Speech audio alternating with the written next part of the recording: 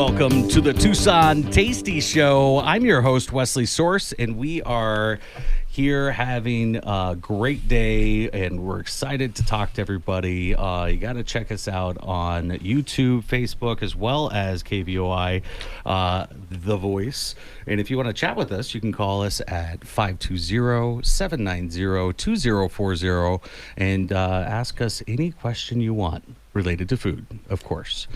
So today we have Sonora of Vera Earl Premium Beef. That's who's going to wingman this show out with us. Heck yeah, I'm ready. Or wing this show out with us. Yeah, you got wings. Slow down.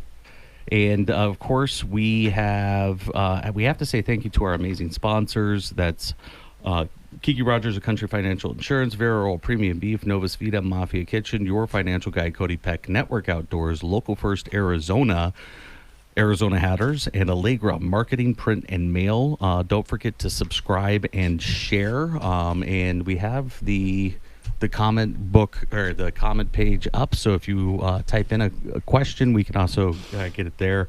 We are live on YouTube and Facebook. So how's everything down at the ranch? Well, I can tell you it is absolutely beautiful right now. We finally got some decent monsoons, and in about 48 hours, it went from looking relatively brown to beautiful green, rolling hills. It's our favorite time of year, and it's something that we all like to say it kind of looks like Ireland once the grass starts to come up. So we're happy. We got happy cows. We got happy locals. The temp drops, so you can't complain. It's a good time to be down there right now. Awesome. The cows down there frolicking in the water? Oh, yeah, absolutely. Happy cows that taste like happy beef. Yes, they do. And, I'm excited about that. Now, we have something that's rolling out, that just rolled out today, that just got posted. We do, yes. I actually just made the link live right before we started. We are launching our official, the Vera Earl Tucson Tasty Show box. And that's going to be a monthly. Tasty. It is very tasty. It's going to be a monthly subscription option. And it's kind of in conjunction, again, with the Tasty Show. And the box gets you for, it's $99 a month.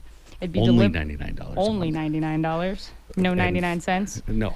And delivered to you, or you can pick it up, your preference. And that's going to include 5 pounds of ground beef as your base.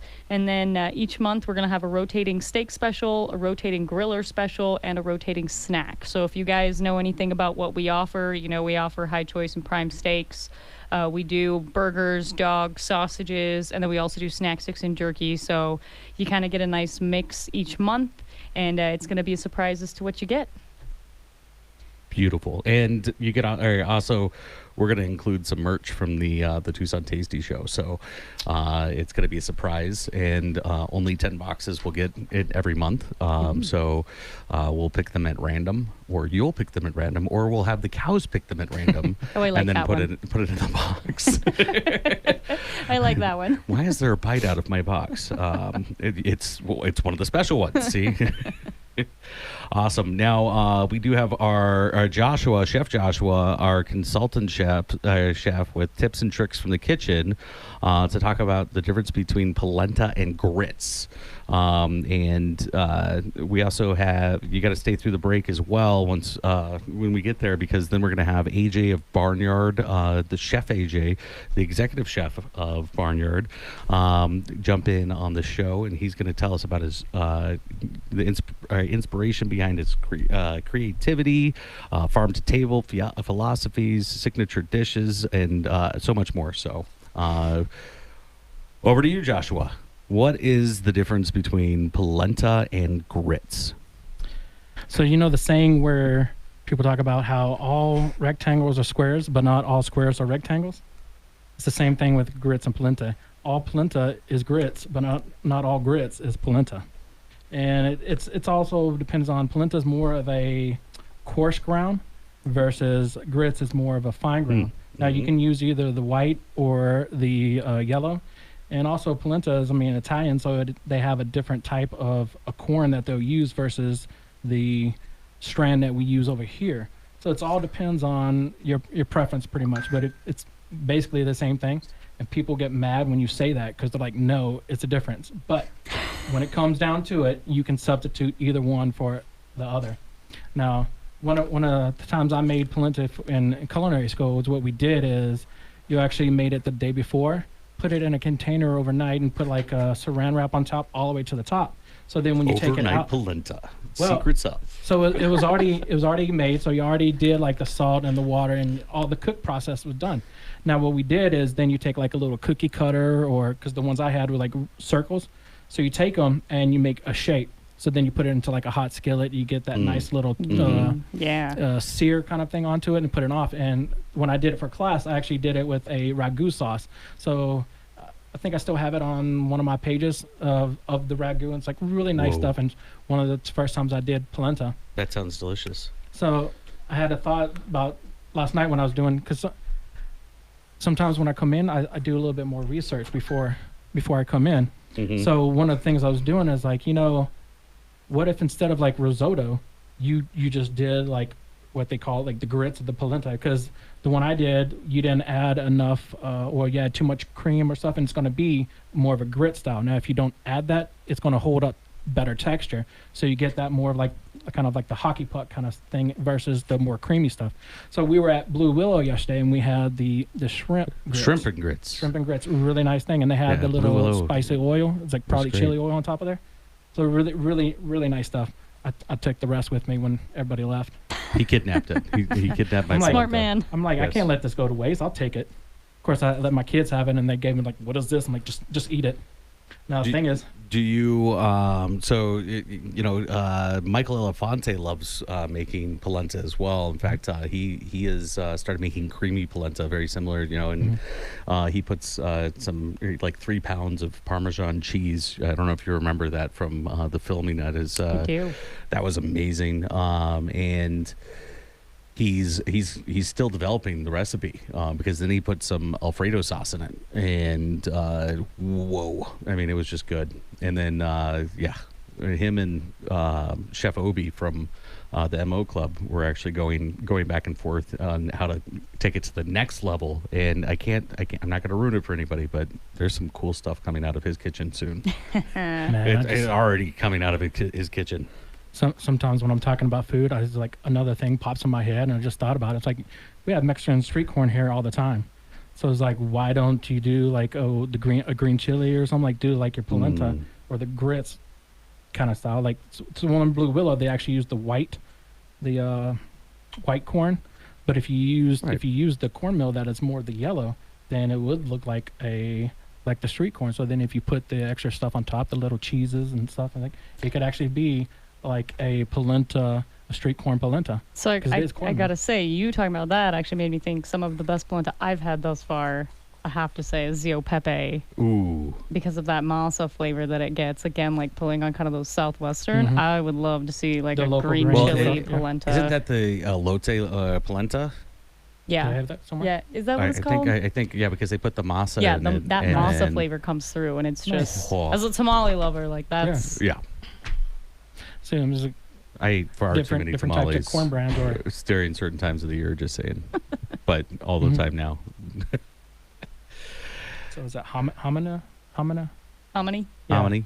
So it's a Mhm. different type. It's a kind of like a corn. So some of the different places that do grits. Well, it is actually Is it- corn. yeah. Hominy's soaked in lye, and that's what makes it puff Mhm. up. And who would think that soaking your food in poison would be good?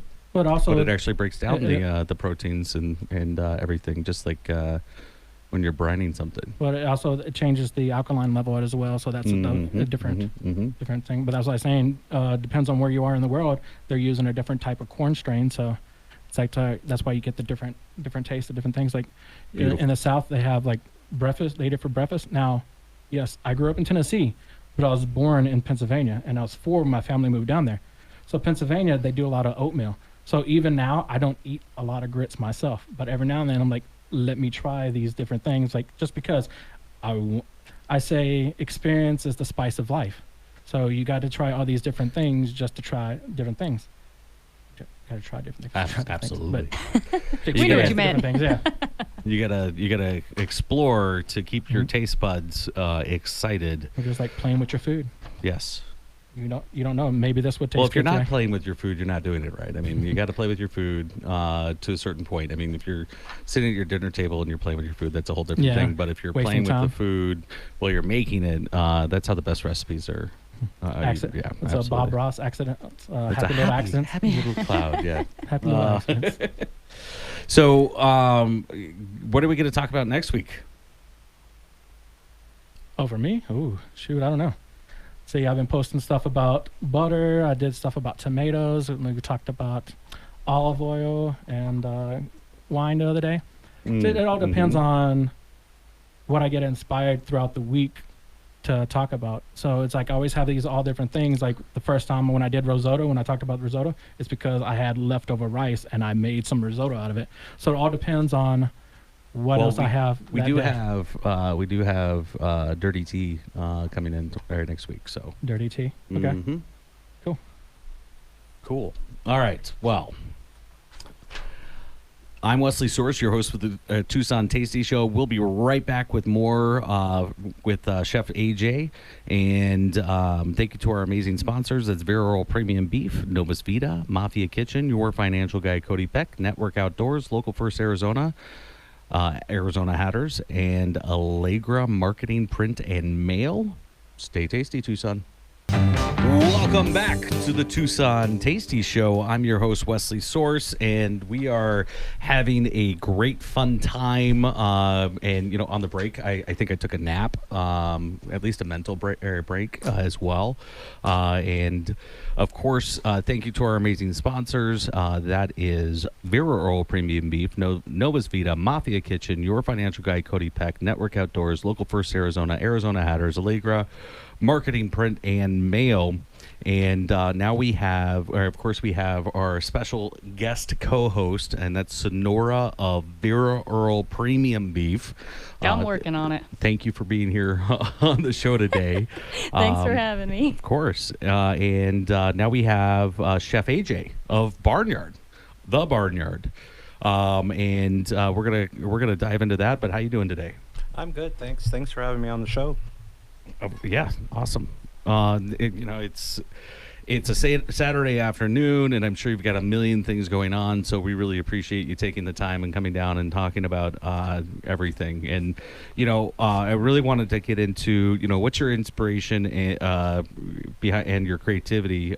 So, I mean, what inspired you to become a chef, and how do you bring that inspiration into your culinary creations?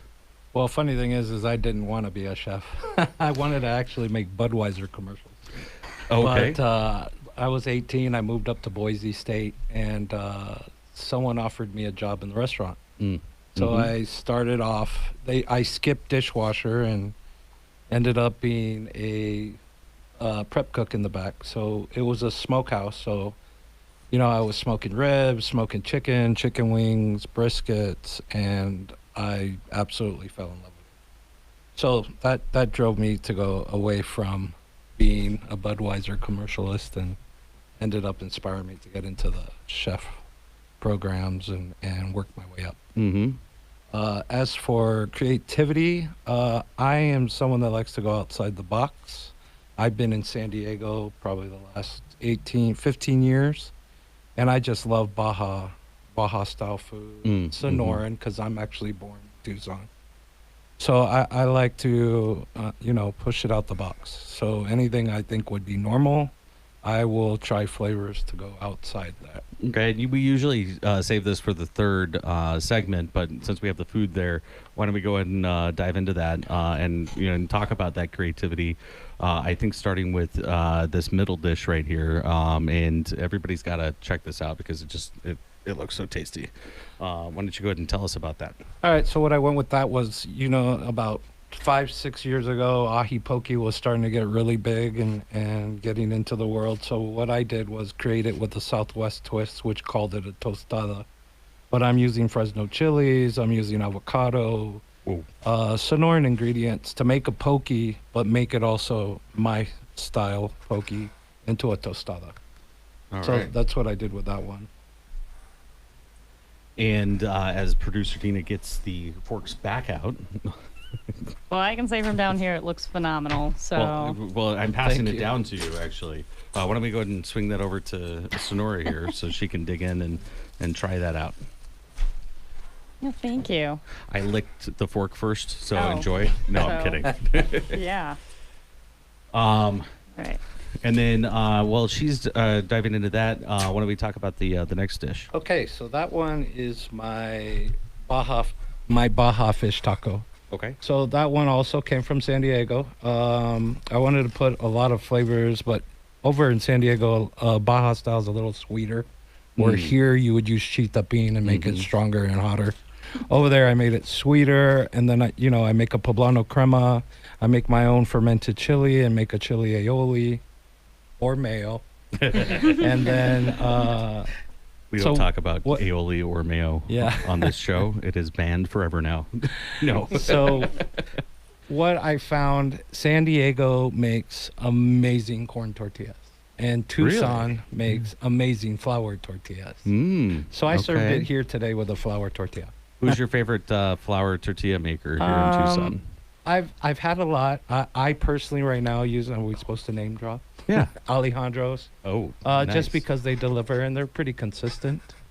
But I like La Mesa's. I like the tortilla factor when it used to be around. Okay. But I haven't dove into more local places, so I'm actually searching. Okay. But right now, Alejandro's is who we use. And how could people get a hold of you if they are or know how to make tortillas really well? Well, they can contact me at the restaurant, ask for Chef AJ, and I love that. I would love that because then I can actually be more, like you says here, farm to table or more local, and that's what I like to do. I try to go. And we're actually probably going. So what do you think of that poke bowl? That bite was delicious. Thank you. Poke bowl tostada. It was delicious. I broke a little of the tostada off so I could get the full experience. With the textures. Yes, absolutely That delicious. crunch I could have texture is eaten one of that my whole favorites. plate Yeah. Yep, easily. yep. You missed out yesterday. We actually never mind. We're focusing on the barnyard right now. I was going to talk about a dish that was given to me yesterday. That actually no, I'll talk about it. It was fried chicken. And actually, here's a preview for the fourth segment. Today is National Chicken Finger Day. And we're going to talk about that in the fourth segment. So, I was given this, it was fried chicken breast. And it was so good. It had the right crunch. It wasn't oily. It was well executed. And that's That's the trick. Not so much oil when you're actually biting into it. right. Yeah. I like that. All right. So this one's the fish taco. Yes. Why don't we go and slide that over to Sonora, and then she can give us Ooh, I just her get all the review of first that. bites. Yes, you do. You get it all. You get I it all like today. this. I'd like to be your co-host from now on. Okay. Yeah, those tacos, I won an award at the Food and Thank Wine you. Festival. I like how. Oh, I'm sorry. Yeah. You gotta say it into the microphone. So I won an You're award good. for my fish tacos in San Diego, so that's why That's I thought saying I'd something. bring it on today. Hold on. I got this. Oh, she's armed, everybody. Well, I wouldn't expect anything less from somebody that works at a ranch. But you won an award for these fish tacos At the Food and Wine Festival. at the Food and Wine Festival. And are you going to be at any festivals coming up? I am. Outstanding. I will be entering the El Conquistador Salsa Tequila and Taco competition. Very nice. So Hopefully let's not we'll say see you what there. I brought. Fair I'm enough. just kidding. And I might be there as well. We're Good. still working on that. And then I just have to tell you, you were talking about playing with your food earlier. When I was a kid, someone told me if you're not making a mess, you're not enjoying it enough. I'm That was just a gonna tell you right now, commercial. the radio station is probably not gonna. Don't ruin it for me, Wesley. I'm sorry. The radio station's probably not gonna like me after this, but All right. No, we clean up after. Wow, look at that. And what do we think of the fish taco? Don't speak through your food. It's okay. We'll hold on a second. So, speaking of events that are coming up with SACA and Local First Arizona, the Good Food Forum is coming up on August 27th, and that's at the El Conquistador as well. So you got to get your tickets if you go to localfirstarizona.com, and you can actually get those tickets. They're on sale now, and the tickets are limited because, there's only so much space, obviously, but it's amazing if you're in the restaurant industry or if you want to be around those people, or just check out what the restaurant industry is doing. It's going to be amazing. We actually got the Laramida Sellers hooked up with them, and he actually recorded a video for the event so he could do the talk about awesome. the sustainable farming and stuff. Vera Earl's going to be there as well, so you got to come and check out Vera Earl Premium Beef. And then in September we have a couple more events as well. So Great. If you go to the tastyshow.com and go to events, those will be all posted out there shortly, so you can click through and get those links. Oh, cool. And then what was the last dish that you brought last in for but us? not least, is the crispy cauliflower. Crispy cauliflower. Look at So that. when I created this dish, I tried cauliflower raw, and it felt chalky and bland. So I thought I would need stronger flavors than Sonoran flavors to kind of mask that and dress it up. So Right. what I did was ended up making a mixed batter to crisp it up so that it'll stay crispy, and then I blended Asian flavors into it. So my sous chef I had to make sure I said that. He came up with a Gen Sao sauce for me, but I Beautiful. put the rest of the dish together. So we got wontons, cauliflower, pickled cucumbers, Fresno chilies, sesames. So I got a lot of crunch texture, and it softens up with the General Sao sauce. And when we're rocking, I sell 1,000 pounds of cauliflower a week. So this is our most popular dish at the restaurant. That's awesome. My vendors actually have to pre-order 2 weeks ahead of time so that I make sure I have enough cauliflower for the restaurant. Goodness. Yeah, it's our most popular.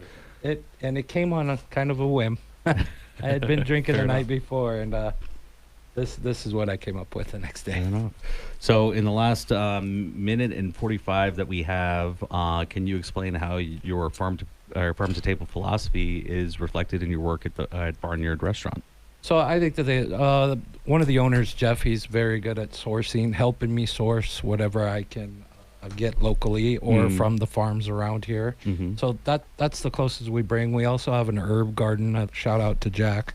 He helps maintain our garden, our herb garden. So if you go to the barnyard and you go to the side, you'll see Fresno chilies, cheetah beans, oregano, basil. It's a full line. So for me to be able to go out there and just get some of these herbs, Right. It's special to me. So That's awesome. down the road, I don't know, I have a minute, but I want to work on vertical growing too. We got plenty of property, so we'll see how that goes. That is, I'm excited about that, and I'm sure that you're excited about it as well. But it's an honor to have you here, and everybody has to stay through the break to hear more about your story, how you became a chef, and all the different things that are going on at the barnyard. And if you if you have any questions, call in to 520-790-2040. I'm Wesley Source, host of the Tucson Tasty Show. We'll be right back, and stay tasty, Tucson. Welcome back to the Tucson Tasty Show. I'm your host, Wesley Source, and we're here having a blast in studio today. If you want to be a part of that, you can jump on Facebook or YouTube, and I'm happy to shout out comments. In fact, I just got a comment. I'll be at the salsa contest. Great. There. Thank you so much, Armando. Armando. And That's Yum. my cousin. Oh, it's your cousin? That's awesome. Hello, cousin. And oh, great. Now I sound like the bear or something. Cousin, come on. But no, that's a great show as well. So So we're here in studio with Chef AJ of the Barnyard, and we're having a good time. So Craft House and Eatery, we were talking about your, farm to table philosophy, and I love it. So why don't we talk a little bit about your sustainable practices? And I think Sonora could probably jump in on some of these as well, because Vero Premium Beef is a sustainable ranch, which is awesome. I love every time you guys talk about it. I love just sitting back and listening to it. So, I'm gonna let AJ go first here. okay, well, what sustainable practices should local restaurants adapt or adopt that you can also implement at the Barnyard restaurant, and how can individuals embrace sustainability in their own kitchens? I mean, I guess I'm going first. I really think that just even from a restaurant standpoint, like Chef AJ already kind of hit on it. You guys are growing some of your own produce and your own herbs and spices right there outside. Like, I don't think you can get much more sustainable than that, in the sense that, one, it's available. Two, you know where it came from. And three, there was nothing in between where it started and you. So there was no travel, there was no fuel, there was no refrigeration. I mean, you're as fresh as you can possibly get. And I think that's a really big step. And we talk a lot about knowing where your food comes from, and that's kind of the epitome of it. Is you just go right outside and grab it. I mean, obviously here at the ranch and the beef company, we also talk about knowing where your food comes from. We encourage people to come down. I was gonna say, going outside and just grabbing a cow sounds amazing to me, but maybe not quite the same. But you come on down. Age it for 21 days, or dry age it for 21 days to make that beef taste tasty. We do, yeah. Beef that tastes like beef. It does taste like beef. But, we do a lot of sustainable practices at the ranch. So we do a lot of rotational grazing.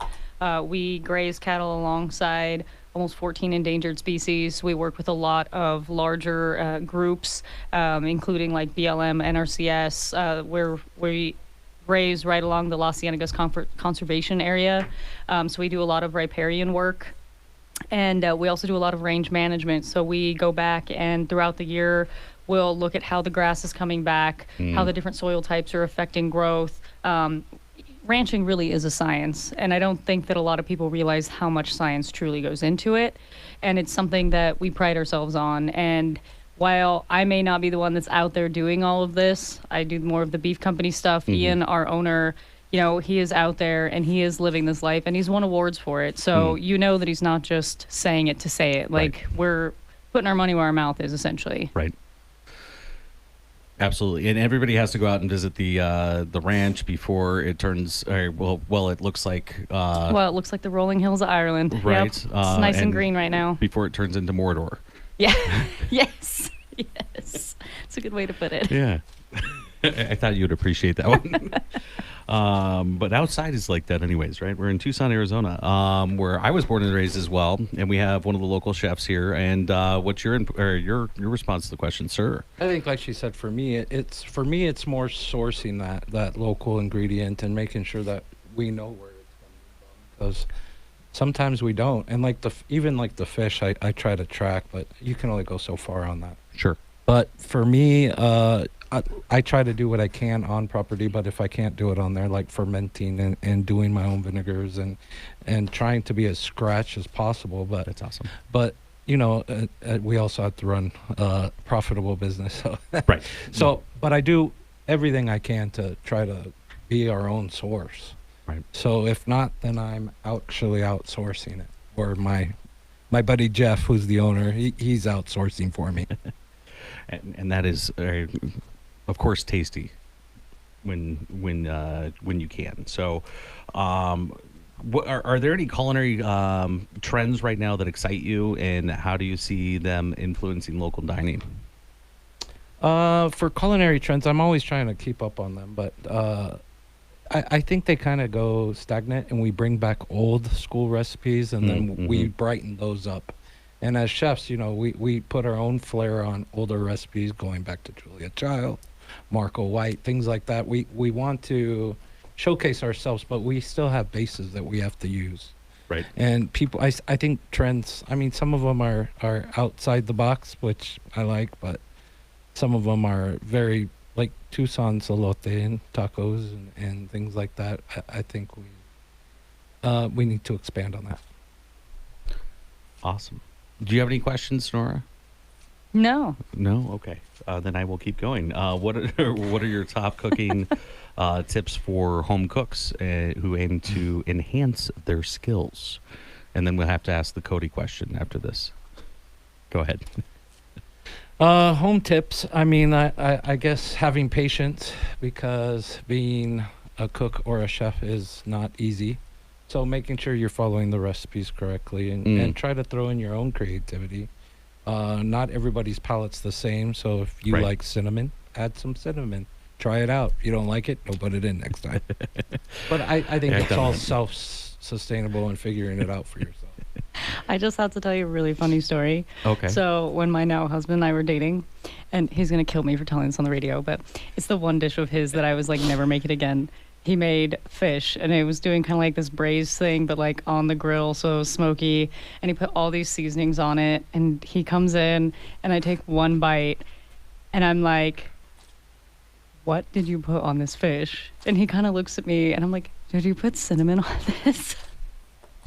Let me just tell you, I don't know if cinnamon and fish work together. Maybe I'm wrong. Maybe Chef will prove me wrong someday. But let me tell you, Unless it's mole. don't try it, kids.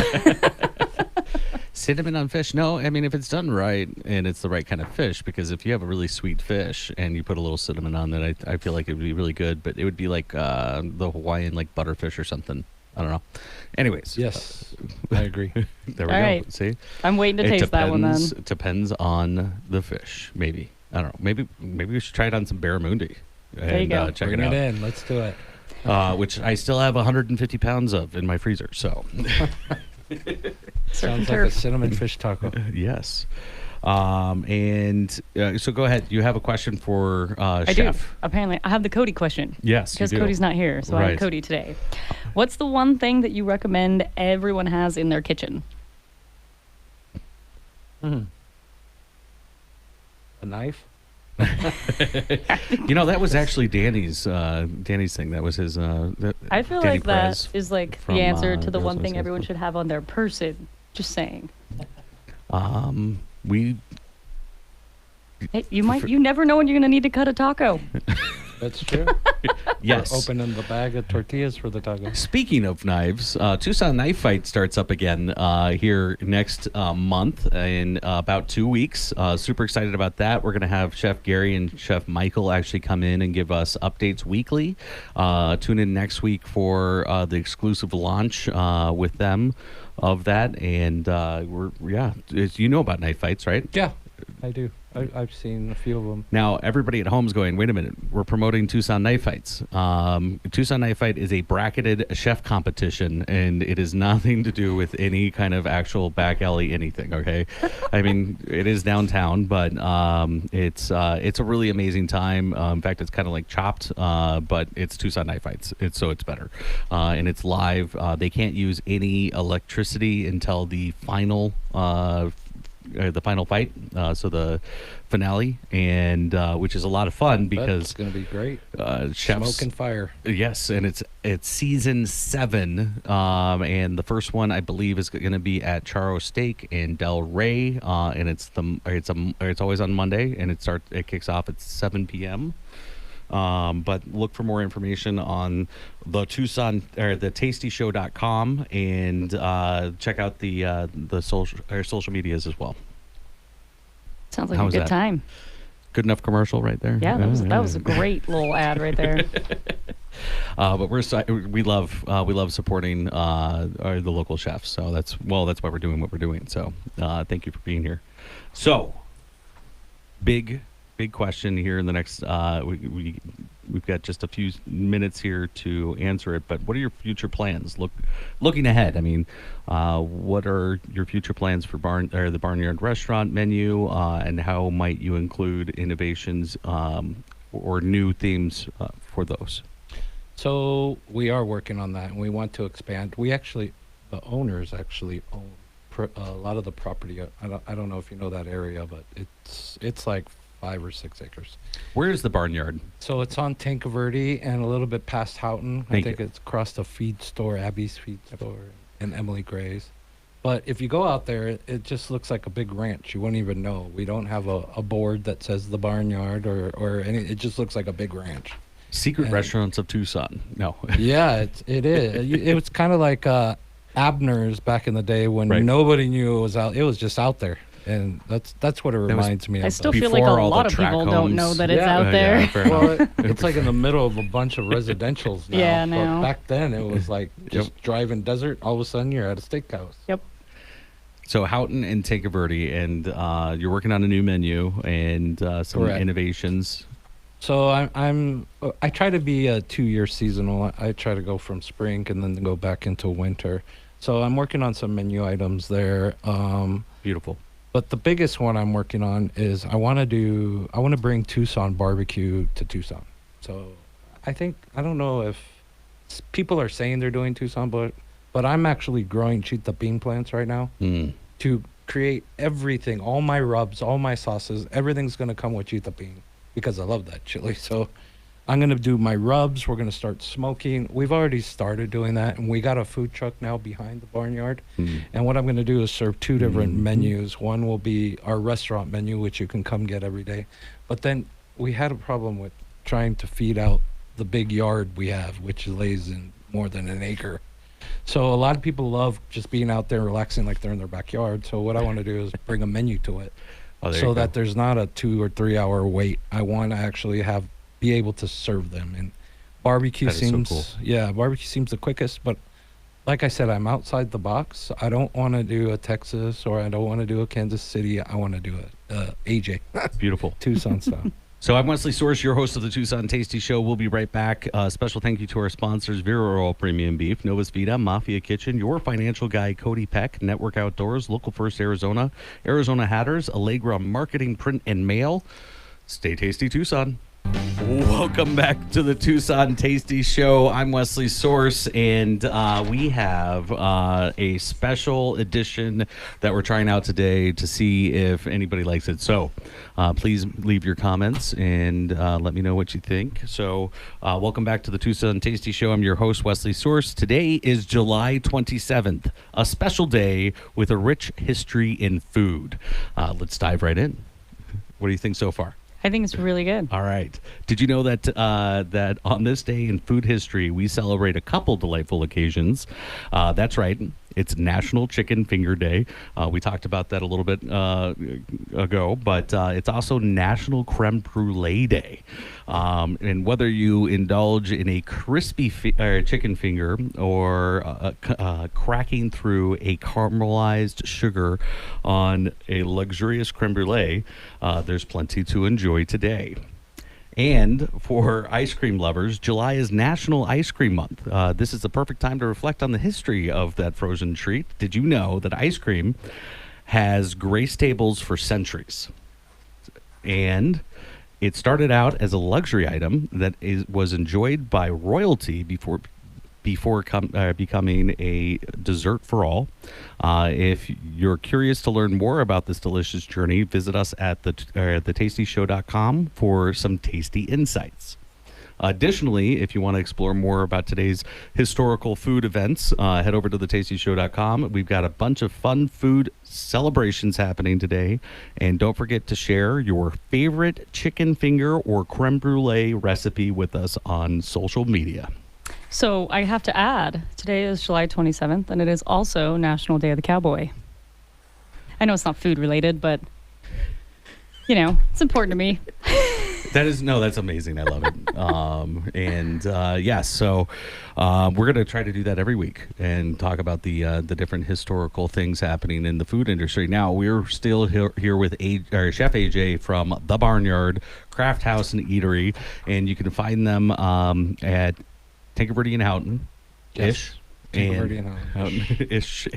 And we have some more amazing questions for you. So what are the top cooking tips for home cooks who aim to enhance their skills? I mean, unless you're not going to school, so my tips would be to actually maybe listen to audiobooks or actually read books because it'll show you tips. Like tips from me, it just depends on what you're working on because I don't know what you feel like That's cooking, awesome. braising or chopping or what it is. But there's a lot of good books out there to read or listen to, because I Yes. usually listen to a book every day on the way to work. I actually enjoy watching the YouTube walkthrough recipes Yeah. because you get to see it. Because when you're reading in a book to execution sometimes isn't as flawless as I'd like it to be. But actually, I've learned a lot from the Gordon Ramsay recipes on his YouTube channel, and they're a lot of fun. But you're absolutely correct. I mean, some of it's visual. You need to see it. You can't Mhm. just listen or do it, because it won't make sense. In fact, So- we're going to be recreating one of his recipes tomorrow, and that's going to be the beef Wellington with Vera Earl premium beef tenderloin ish.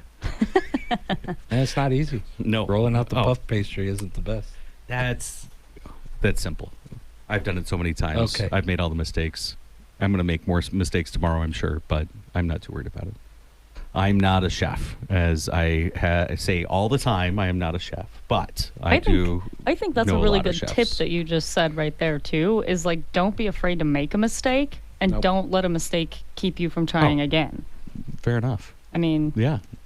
Well, that's just good life advice. I it mean, is. It is, but it's true. And Go you're right. go make a mess in the kitchen. If it doesn't turn out, try it again. Yes. Change an ingredient. Chef's just a title. You're either a good cook or you're not a good cook. Well, okay. So chef is I feel like chef is more of It's a a respectful thing. It's a respectful thing, but I feel like it has a little bit more than that because chefs are like the generals, right, in the kitchen, and you gotta Earned that. respect. Yeah, Yeah. it's something that's earned. And yeah, I don't feel like everybody should be called chef. And that's just from a respect from the outside looking Yeah. in, and somebody that's behind that stove cooking every day, burning their hands, arms, whatever, on the stove or food or plates or otherwise, it's something that's definitely earned. And I respect it greatly. Anyway, so enough of that. Do you have any other questions for Chef AJ? Like, has he ever tried Vera Earl premium beef? And what did you bring in for him, maybe? Well, that's not a. Well, I guess that's kind of a question. Chef AJ, have you ever tried Vera Earl premium beef? I have not, but I have heard of it. Well, And that's we're good because working on you're making a gonna get connection. some. Cool. I brought you some of our ground beef, obviously. For those that don't know, we dry age the entire carcass, so it's going to be a 21-day dry aged ground beef. So you get a little bit different flavor, more intense beefy flavor. I'm sure you know these things, but I'm explaining for the guests out there. Thank And you. and then I also brought you a sirloin, and just a nice middle of the road steak, a little bit leaner, something to kind of just use as a good benchmark. But then the last thing I brought you is actually kind of exciting. Ooh, that zipper's loud on here. Sorry, guys. And She's opening up the bag. yes, Right. I brought you some all beef, some of our all beef dogs, and Those are massive. these are. I know they are. They're beautiful though, right? yeah, those hot and, dogs are these actually just, have they look cheddar in 'em. tasty. And they're in a natural casing, so you get that kind of almost like nice sausage snap. But I thought these might kind of play into the menu we're talking Yeah. about, and especially hearing that you're looking at doing a food truck and something quick. Bacon wraps Kinda- and orange dog. Kind of glad that I snuck these in here. So I did bring these to send home with Chef AJ in the barnyard. Awesome. Thanks so much.